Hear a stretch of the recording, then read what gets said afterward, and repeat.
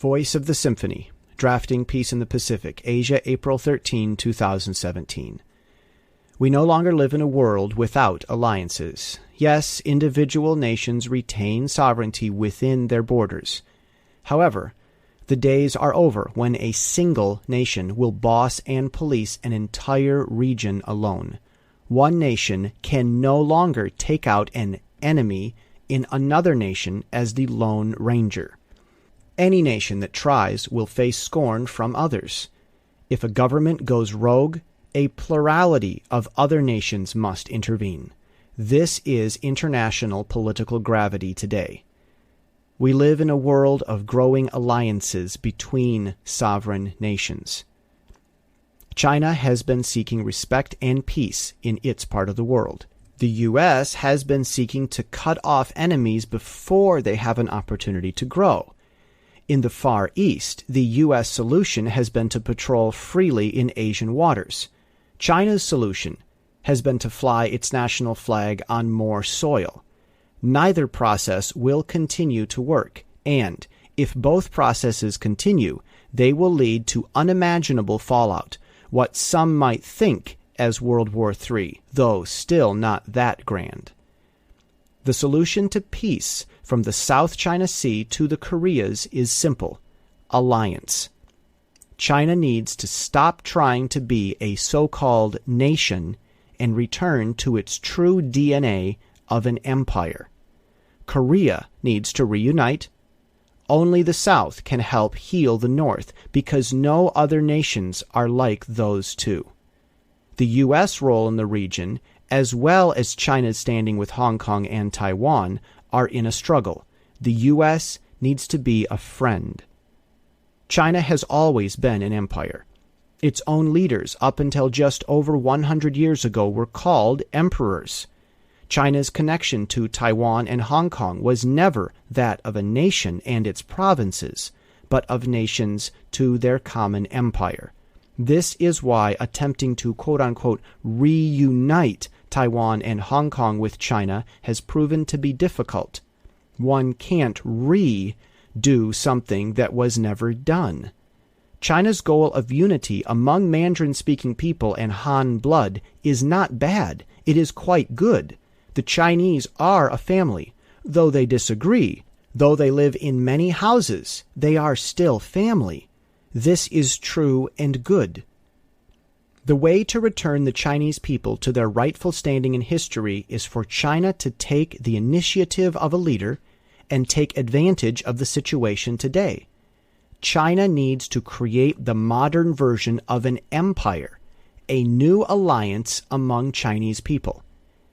In Taiwan's most recent presidential election, the old enemy of the Communist Party, the KMT Nationalist Party, was soundly defeated by the democratic process in Taiwan.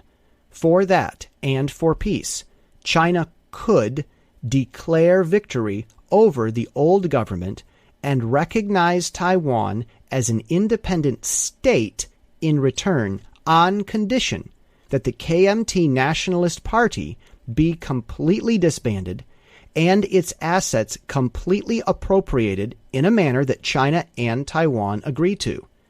By declaring victory, China would prove its ability to win its own revolutionary war, thus legitimizing its own existence as an unquestionable state. By Taiwan recognizing China, no one would be able to question China's legitimacy again. China should then form an alliance with Taiwan to patrol the South Sea together in a new alliance, which both must pay into.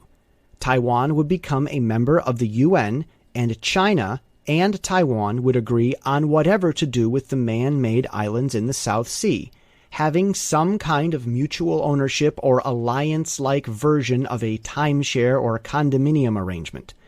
Then, no other nation could question the state of those islands since their waters would be patrolled multinationally.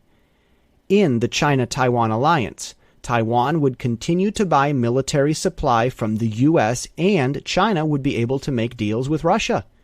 Taiwan would be able to be quote-unquote sovereign, but yet interdependent with China, which is not plain traditionally viewed independence, quote-unquote.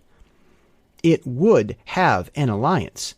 In the mind of the West and westernized Taiwan and Hong Kong, an alliance is a much greater signal of unity than statehood.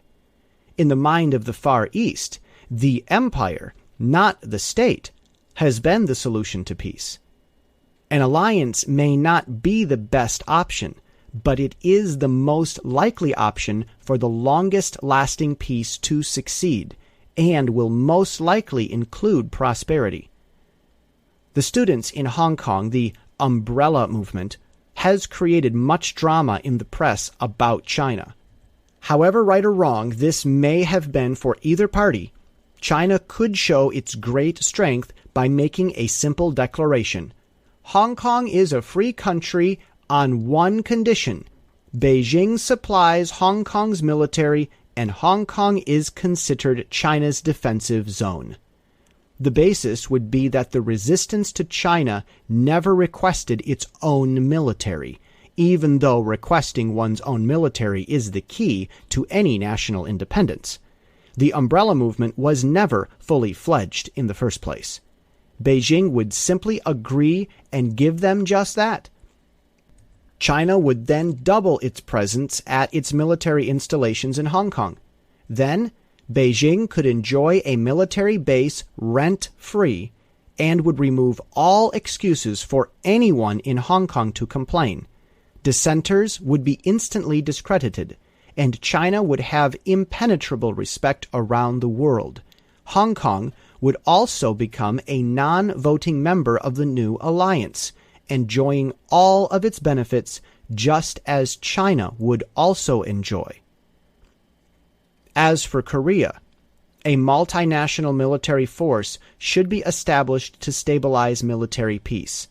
Chinese and American troops should keep a kind of cooperative presence as they arrange with Korea, once Korea becomes reunited with itself. Of course, the presence of either military would remain at Korea's pleasure, but Chinese and Americans should agree that any presence would be equal in number between China and the United States. In this think piece article of mere ideas, much more could be said and very much could be improved on. The model of a new Chinese alliance in the Pacific can help to address many of the problems and bring international stability, both within the Western Pacific itself and between the Western Pacific and the Western Hemisphere. We need to seek out the creation of newer alliances, not the acquisition of provinces. By pursuing alliances, everyone has progress and respect, and no one loses face in the least. The Pacific Daily Times does not endorse or oppose any foreign policy, nor does the Times criticize or interfere with other countries' decisions. Domestic decisions must remain the choice of a nation, its people, and its government, not the press. The only opinion here is with regard to events, whether past, future, or present, and the most likely roads between them. The mission and purpose of the Pacific Daily Times is to help everyone to know each other along that road, whichever road history may so choose. And that is the voice.